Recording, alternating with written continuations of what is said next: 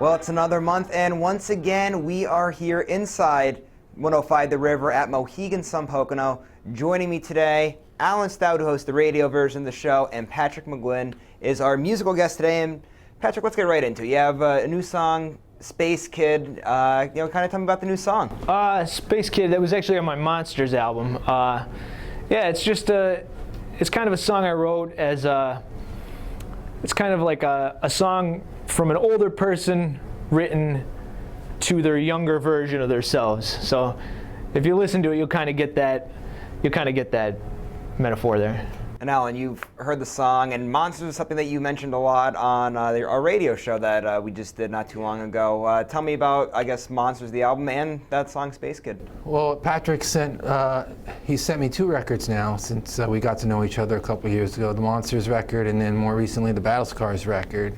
And I just fell in love with a bunch of tracks off both of them. They were, ready for radio. We started adding tracks right away.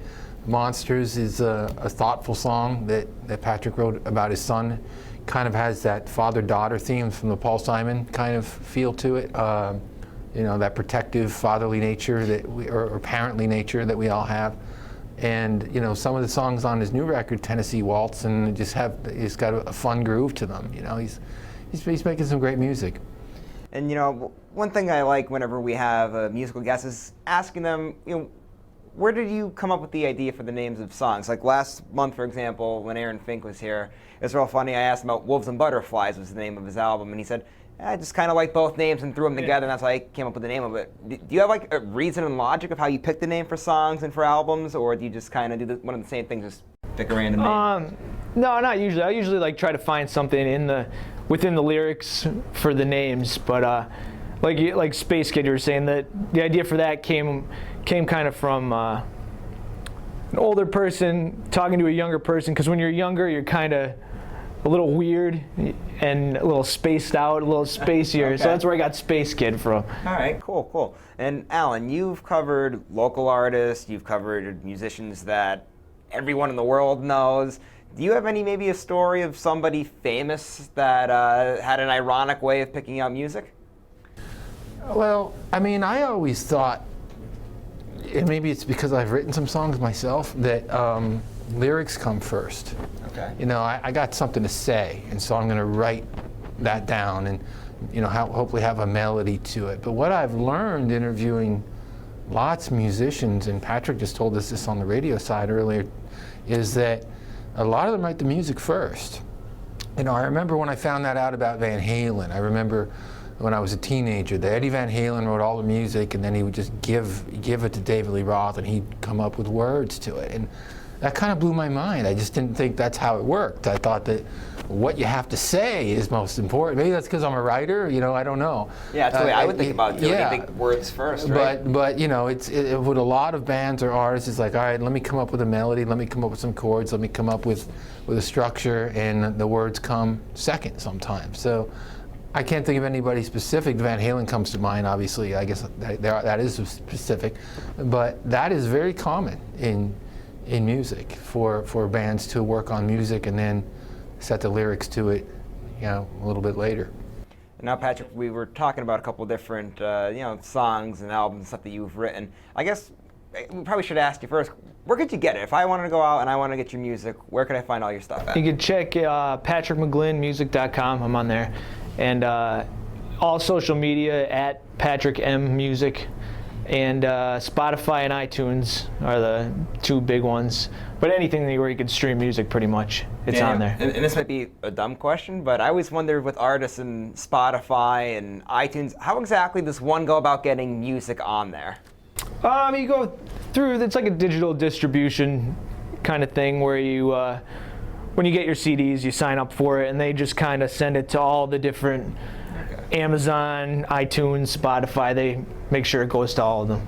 I guess things have changed now, right? I'm sure it wasn't always that way, right? No, it wasn't. I was talking to Patrick in DC earlier, and our intern Mitch. I used to be able to tell you every local band, the record, the names of the records, the year they came out, the songs on the records. And it's a little harder to keep track of those things these days because you're getting MP3s emailed to you for the show, or files, or hey, go to this SoundCloud and download a couple songs. And a year or two later, you're like, yeah, what record was that from? What year was that from? Whereas when there were albums, they were kind of timepieces.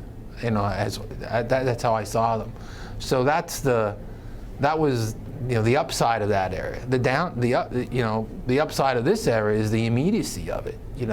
Hey, I want to listen to some Patrick McGlynn music. I want to buy some. How about like right now? How about I put it on my iPad now? And 2 seconds later, there it is. Yeah. Patrick, you grew up with older music. I know when we were on the radio side before, you were talking about Springsteen and Bob Dylan, the Beach Boys, all those types of guys. So I guess, what do you think's better? You think it's better now? Like, it's easier to probably get it quicker, or do you rather go out and buy a CD and plug it in that way? It depends. I definitely like having the physical copy of something, but it is nice to be able to go and just listen to something immediately. If you hear something on the radio you like, and you can go find it right there. But I guess you got to kind of pick and choose, So what I can understand, and I've talked to Joe Nardone Jr. about this, is the cost to buy a CD, to go into the record store and buy it, is $10-12. The cost to download it is usually $10-12. So why not just go buy the CD and then upload it to your iPod and then have both? Yeah. And then you have the backup, and then you have the record collection, and yet you have the mobility of taking it wherever you go. That's how I think. And I know a lot of people that think that way too, but there's a lot of people that just don't want stuff. Maybe they got a little apartment or something, and they don't want that wall of sound, Car's already filled up with other stuff, right? Yeah. All right, well, Patrick, thank you for being here, and don't go anywhere, everybody, because Patrick's going to be performing in Breakers coming up soon, and right after this break, he's going to be talking to us more, and he's going to be talking to us about that performance coming up in Breakers. So we are here at 105 The River inside Mohegan Sun Pocono. Don't go anywhere.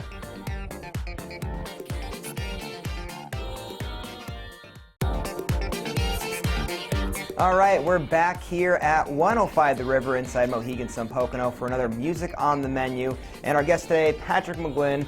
Patrick, you're going to be performing inside Breakers just a little bit. Our viewers are going to see it. Talk a little bit about your upcoming performance that we're going to see. So it's going to be kind of like a storyteller's style performance. I'm going to be playing a lot of my songs and just kind of giving background on the inspiration, where they came from. Cool, and I know we were talking about Space Kid before a little bit. Another one was Battle Scars. It's something you mentioned a little bit before, but I want to ask you about Battle Scars. Just tell me about that album and all about it. Okay, so Battle Scars was a collaborative writing with Jim Petrie, a guy. He was a songwriter in Nashville in the 70s and 80s, and he was the father of one of my friends. That's how I met him. So we got together, we started writing some songs together, and he unfortunately passed away in 2015. But I had all these unfinished songs with him, so I went back and tried to kind of put them all together and come up with a 5-song EP to put out. And I believe when we did the radio version of the show, you mentioned it almost, I believe it was Unfinished Business. Is that how you labeled it out? Right, Unfinished yeah. Business? Is that the way how you kind of felt about it? Yeah, definitely. I definitely wanted to finish those, to have something for the memory of Jim Petrie.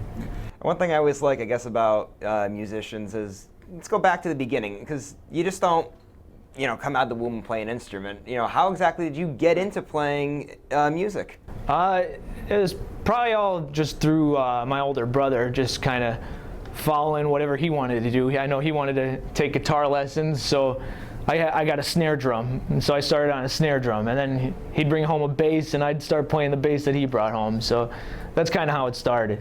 And Alan, you've done music too. How'd you get started? I played in a band when I was in about 17, 18 years old, and my friends needed a bass player, and I had a bass. And that's often how it goes. Okay. I didn't know how to play it yet. And the guitar player goes, well, I'll teach you how to play it. And I guess I kind of bought it with that in mind, figuring that was what was going to happen, and it did. And we had some great times, knocking out. We were writing and recording original songs when we were 18 years old. I still have some of them.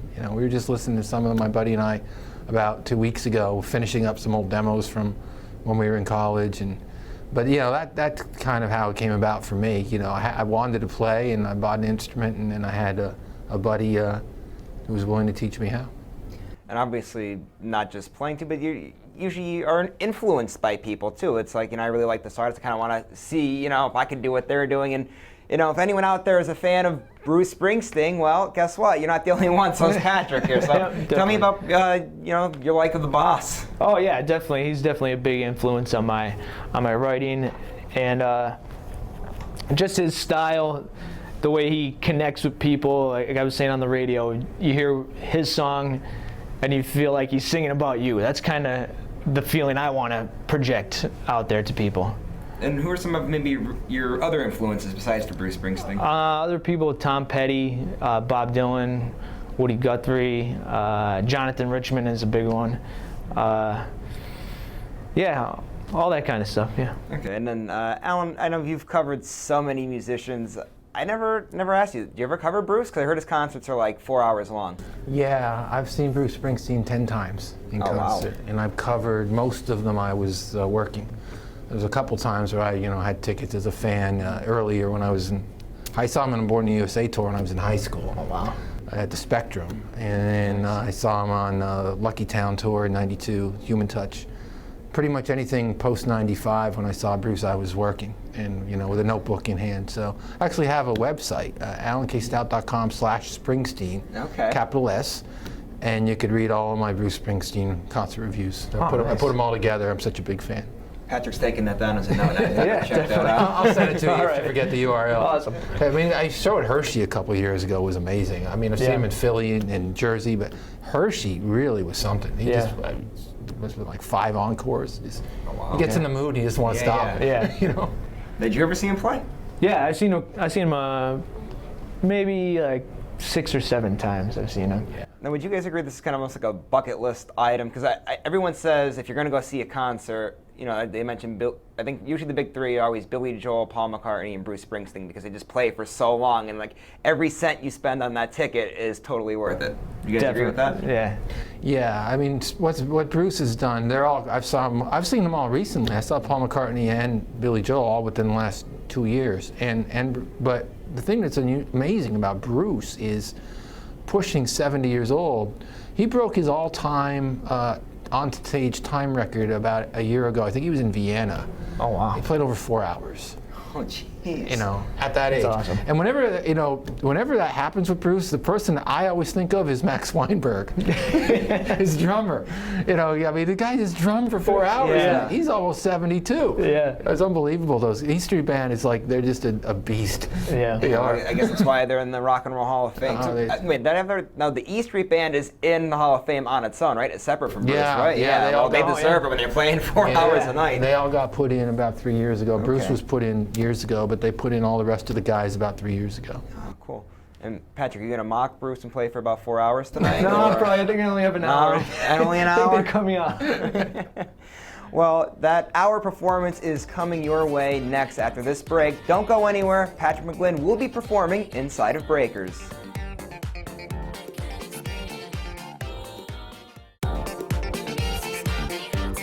Please welcome Patrick McGlynn.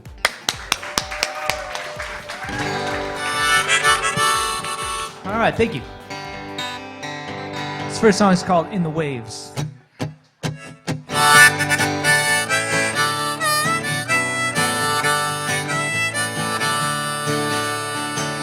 Call your job, I got a feeling you won't be there this week no more. Ain't no traffic jam in Philly gonna keep us from the Jersey Shore. Maybe I could be your Springsteen. You could be my Rosalita. I got a cooler in the backseat. Listen to my radio, I'm turning it up. Whoa, whoa, yeah. Whoa, whoa, yeah. So come on, let's get away. Let's go to a brighter place. I'll bring my guitar, you bring the summer while you're dancing in the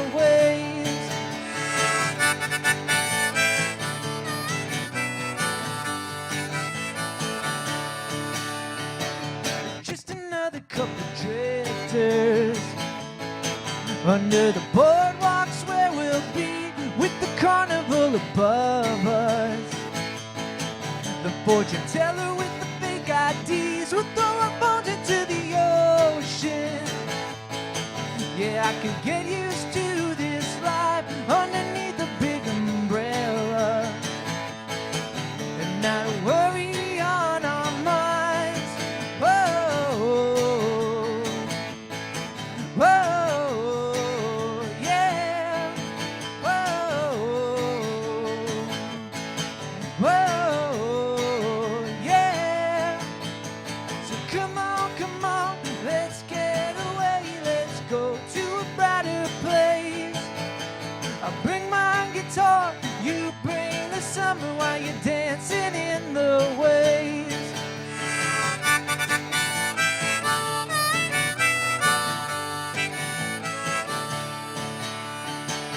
And I'm not kidding when I say that I like to sail away until we're shipwrecked on our own island.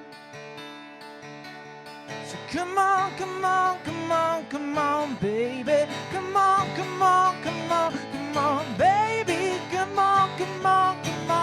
on, baby, yeah. So come on, let's get away, let's go to a brighter place. I'll bring my guitar, you bring the summer while you're dancing in the waves.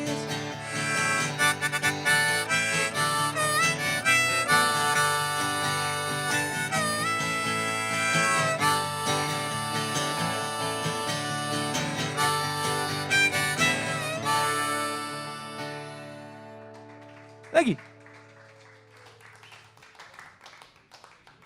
Once again, guys, my name is Patrick McGlynn. That song was called In the Waves. That was kind of my attempt at a cool summer beach song with a NEPA style to it, I guess. This next one I'm going to do is called Space Kid. What this one is about is when you're younger, you're kind of more weird than you are when you get older. You have a bigger imagination, and this was my attempt as someone older now, trying to find that younger person with the bigger imagination out in space. It's called Space Kid. Well, I've been outside your old house. The lights are all burnt out. They're wondering where'd you go. Ooh, oh, remember how we used to combust like hydrogen and dust. We're burning in the sky.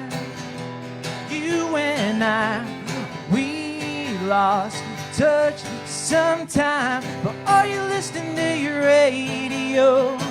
'Cause I've been singing in my telescope. Space Kid, where did you go? I wanna know.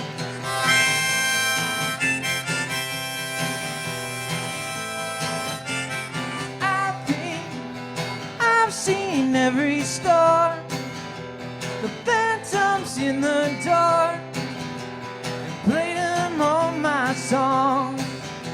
But you were gone somewhere so far out of reach.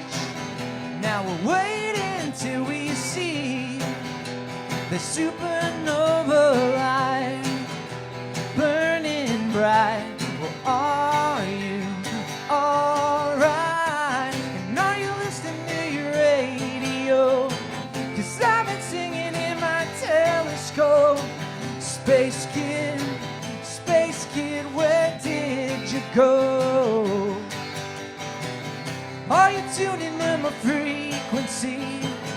Are you even in my galaxy? Space Kid, come back to me. On every station, your constellation, everyone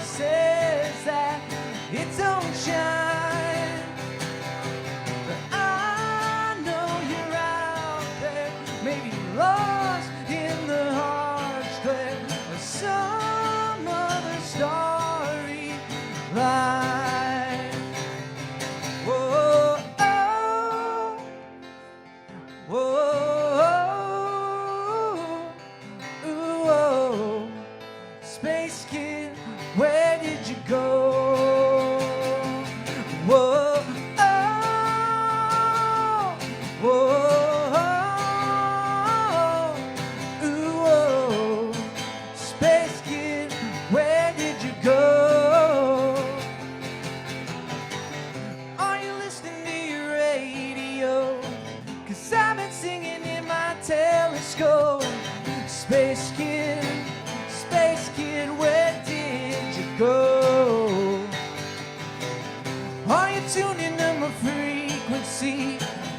Are you even in my galaxy? Space kid, come back to me. Come back, come back, come back, come back.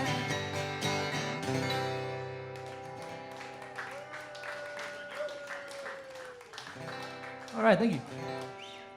So this next one I'm going to do is a brand new song.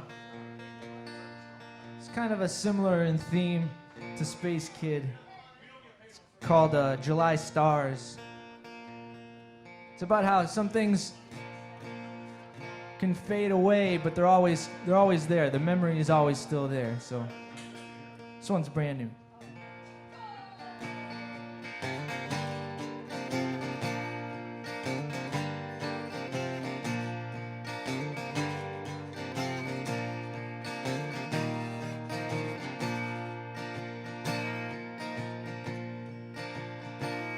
There's a pool where we swam on the west side of town. Now it's just a big empty hole in the ground. There's trees growing out where the walls are all cracked. They grew so wild, couldn't find our way back.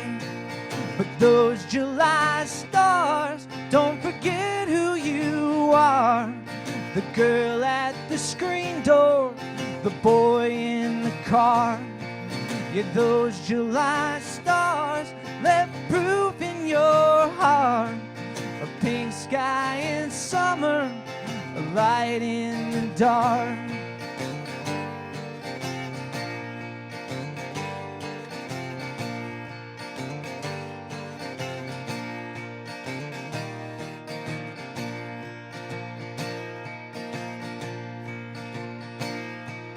Children are laughing with time like a friend. The old man steps back and takes it all in. Looks in the mirror somewhere in his eyes. It's the mercy and love of an innocent mind. But those July stars, don't forget who you are. The kid with the peel-off tattoo on his arm. Yeah, those July stars left proof in your heart. Fireworks above, lightning bugs in the jar.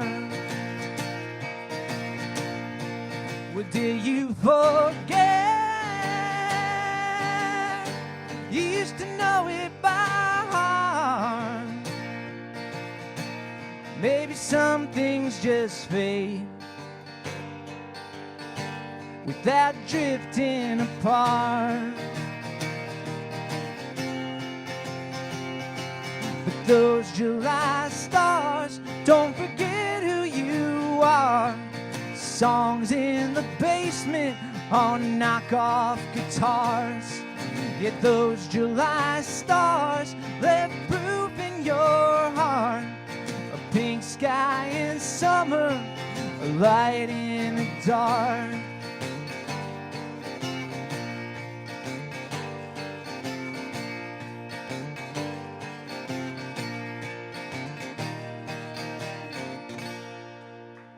Thank you.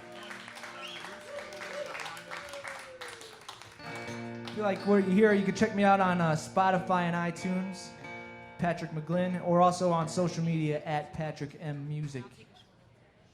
I want to thank Alan K. Stout for having me, and The River and The Weekender.